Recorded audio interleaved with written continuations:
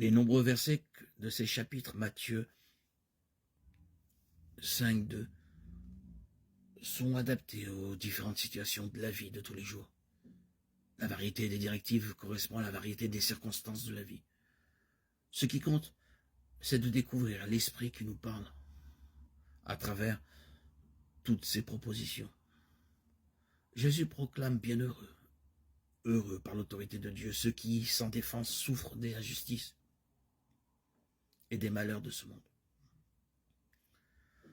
Combien on a supporté la méchanceté et la malice des autres et sont condamnés à vivre dans des conditions inhumaines ou indignes. Combien sont persécutés ou persécutent les autres à cause de leurs convictions.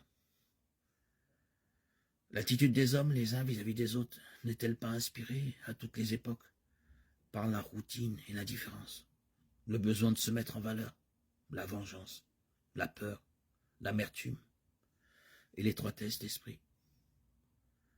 Jésus proclame bienheureux ceux qui, malgré tout ce que l'on peut leur faire, à eux et aux autres, mettent leur confiance en Dieu.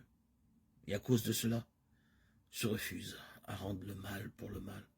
Ceux qui, dans de telles situations, agissent ainsi, imitent l'exemple du Père des cieux.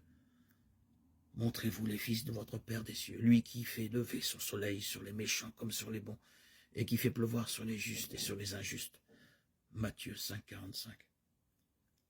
Jésus déclare bienheureux ceux qui, confrontés au mal et à la misère du monde, vivent et communiquent autour de la bonté et l'amour de Dieu, travaillent à instaurer entre les hommes la paix et la réconciliation, se montrent miséricordieux.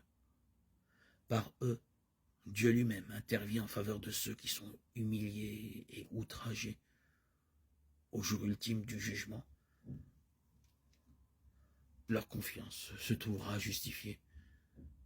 S'abandonner à Dieu avec confiance au milieu de situations souvent impossibles, c'est croire à la fidélité de Dieu, croire en Dieu, à qui tout est possible, croire en celui qui essuiera toute larme.